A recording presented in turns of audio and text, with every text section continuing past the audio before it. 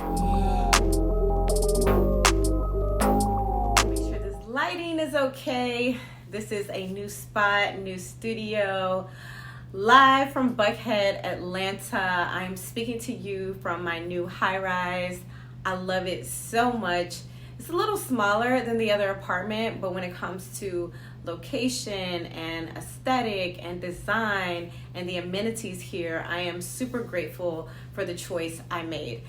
I've been wanting to talk to you all for a while, but I've been so stressed out. My move from Dunwoody, Sandy Springs area to Buckhead was way more stressful than my move from Memphis to Atlanta. I kid you not, but nevertheless, I am here, I am happy, and I am healthy.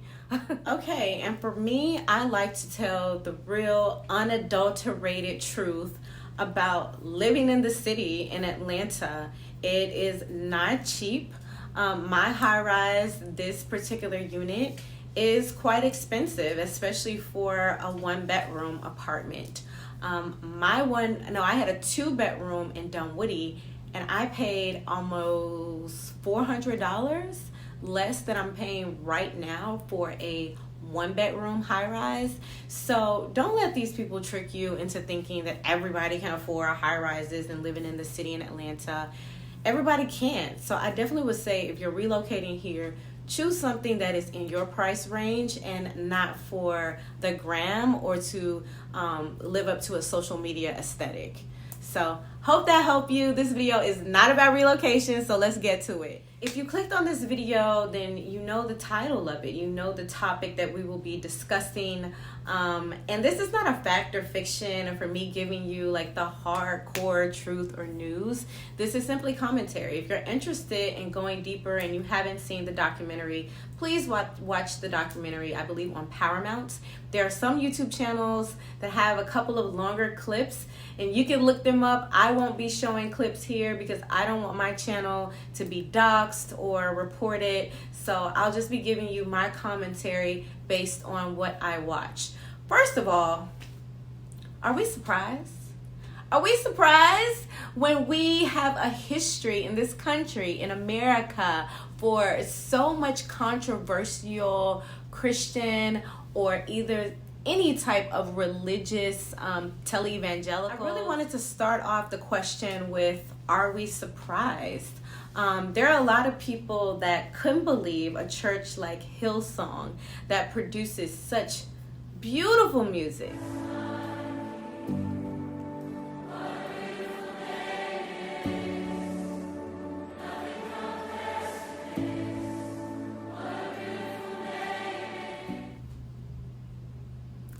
Could be at the center of such controversy, confusion, hypocrisy, and also betrayal. You're talking about from Jimmy Swaggart to Benny Hinn to most recently John Gray, and then Carl Lentz was really exposed during the pandemic for his infidelity and double life. We shouldn't be surprised that within a corporation, and that's what I'm calling Hillsong because that's what the documentary comments on, there was such repugnant behavior going on. My heart goes out. I want to be very clear in saying my heart goes out to those who had so much faith in an organization, in a church, and people and leaders within that church that are now jaded. I was raised in the church, so this is coming from someone who is a woman of faith, a woman of spirituality. I have a belief in God. I also have a belief in Jesus, but it is a personal walk. So I always tell people that even though I'm not a part of an organized religion or institution today, my faith has not wavered because I put my trust in God. And I know that that's so cliche to say, Joya, where 2 or 3 are gathered in my name, and forsake not the fellowship of the saints. I know it all. I know all the scriptures to get people to come to church. So you can't fool me. Fool me once, shame on you. Fool me twice, shame on me. I think I got that right. So many people screw up that saying, and I got it right. How? To really understand the root of what was going on in the Hillsong cinematic universe, you have to start with its founder, Brian Houston, who founded the church in Australia in 1983. He was accused in the documentary of everything from embezzlement to covering up child abuse, child molestation. So when you think about it, it started from the top. I was a part of a cool church in Memphis, Tennessee. Actually, two churches. What usually happens when people are disgusted or disgruntled or bored with their hometown traditional church, they seek, and then they still want to be connected to faith in some type of way. They are attracted to these cool churches, where it's cool to love Jesus. It's cool attending a worship service that mirrors almost a rock or pop concert where you have flashy lights and hip beats and sounds. I was a part of that, and I really thought that this is the way that you do faith. Like, this is the way churches are going, and everything is right with our church and everything is wrong with your church because you still have a traditional setup and a traditional model. But faith, particularly religion, has been the most exploitative idea and theory since the beginning of time. People have killed people over not converting to Christianity or Islam or Judaism. That's my kind of issue when it comes to organized religion, the violence of it all, the manipulation of it all. And I know I'm a little bit all over the place, but one thing that I really challenge with my cool church is the diversity and inclusion. Oftentimes, these churches will present themselves as being super diverse. So many different cultures attend this church, but it's still very white-centered. The music is white-centered. The cultural competency is lacking. It's not there.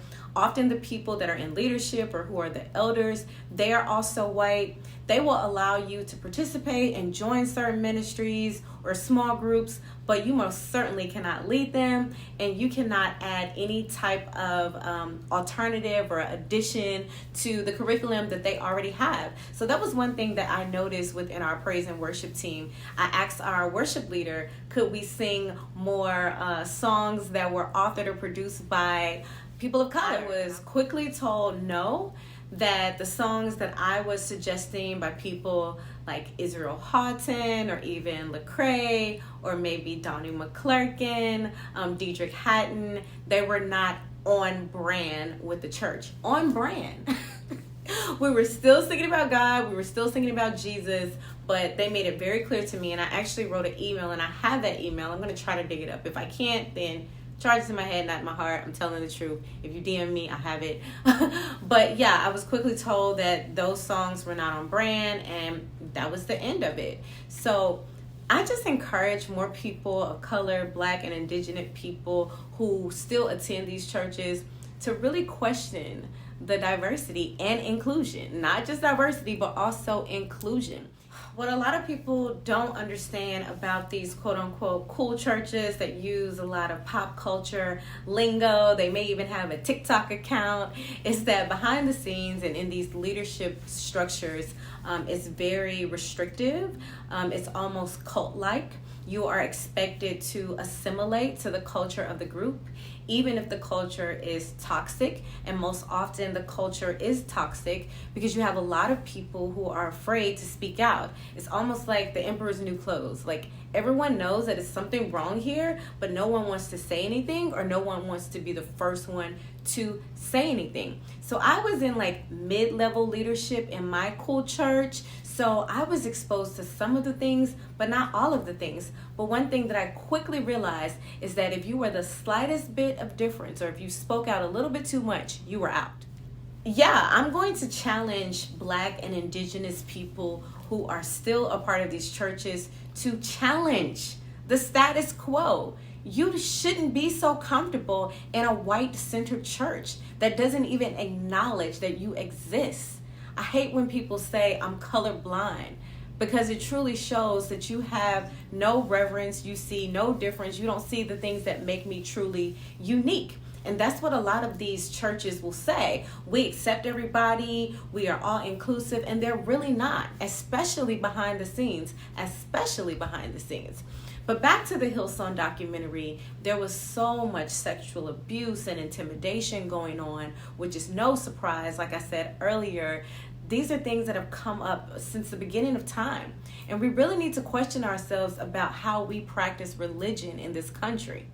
You know, I really long for the day that we as people, whether you're a person of faith or not, can get to the point where we learn to respect everyone's personal spiritual journey.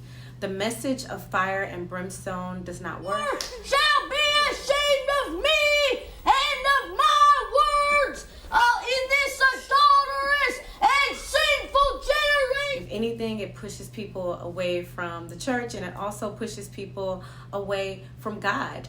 We need to understand that everyone is on their path, and we don't have a heaven or a hell to put anyone in. And that's something that I've learned as I'm getting older, as I've had grandparents and people close to me to pass away. No one knows the mysteries of the world except for the people that have already passed on or transitioned, and even they probably don't know everything that is contained in our universe. So we don't have all the answers. You don't have all the answers, Sway?